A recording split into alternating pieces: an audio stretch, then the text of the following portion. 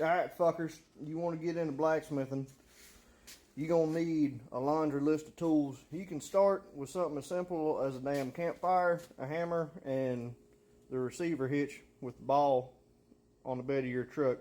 If you want to be a little more sophisticated than that, what you're going to need, some type of forge. I got a 2-burner propane forge, right? That serves its purpose for me. All I need is something to get hot and get the metal warm, and then I start beating on it, throw it in the press, however I want to manipulate the metal. Secondly, you're going to need something big to hit it on. I started with a piece of railroad track right down there. See it? I beat the fire out of it, and I didn't put a dent in it. You can start with railroad track. You can start with a big block of steel. You can start with the ball on the receiver. It doesn't matter. As long as you have something to hit the material on, and something to get it hot, and something to hit it with, you can start forging. But if you don't want to burn yourself, you're also going to need a set of tongs, right? They come in all different shapes, all different sizes. You got scrolling tongs. These are Wolfjaw tongs. You got scrolling tongs, you got plate tongs, you got bolt tongs. You got some real fancy, I don't remember the name of these, but it's just some real thin tongs. I beat the hell out of them one day. But just some real thin tongs for very small, intricate stuff, right? Now, you can go to Harbor Freight, and they sell a little cheap 40-pound anvil. It'll serve its purpose. You can spend about $1,200, $1,300 and get you a 400-pound anvil. It does not matter so long as you have something to hit it with, something to hit it on, something to hold it, and something to get the material hot. Amazon has cheap forges for $100 up to $500. They have propane, they have coal. It depends on what you want to use. Propane is usually more of a wet forge, so you can get flash rust and some other things with that. Coal is more of a dry heat, so you can, it's a little bit different. It works a little bit better for forge welding. You can do either, but I've noticed with my propane forge, I have to let it soak for a hot minute because it is a wet forge, but I don't always get the best forge welds, so I have to be real careful on how I check that. Also, if you want to start doing Damascus, it helps if you have a weld machine. Mr. Lincoln right there. Just real cheap shit, right? You can get it from, what's the name? You can get it from Home Depot. Lowe's has them sometimes. Tractor Supply has them sometimes.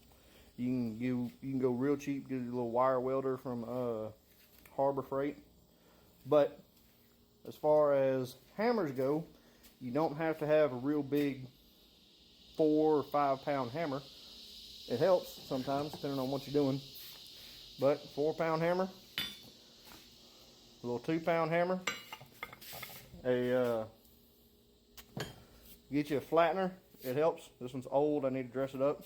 A flattener and where'd my titanium hammer go? There it is. And I made just a little light 1.5 pound titanium hammer. It doesn't matter, right? You can take a roofing hammer and forge with it. You're going to be swinging a lot because it's lighter, but you can still use it.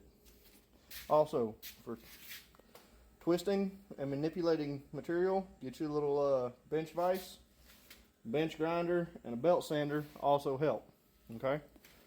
You can get most of what you need to get started for around $1,000, being somewhat lenient.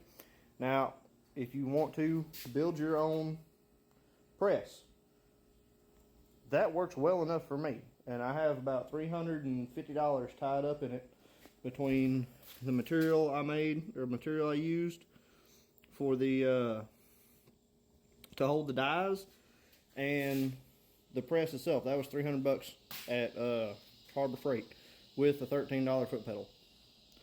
It's not hard, right? You can, there's a whole bunch of different ways you can forge. To do it correctly, there's a few ways, but you're probably going to fuck up somewhere along the way, and if that doesn't break you, keep swinging. We all make mistakes. We all fuck up. Some of us are better than others. I'm not the best by any means. But those are a few tools you're going to need to get started. And you can start with just a Coleman grill, charcoal grill, a hair dryer, and a piece of pipe. If that gets hot enough to get the material red, you can start forging and manipulating metal. Now it's going to be costly, but the most expensive part is going to be your charcoal that you buy at most any grocery store.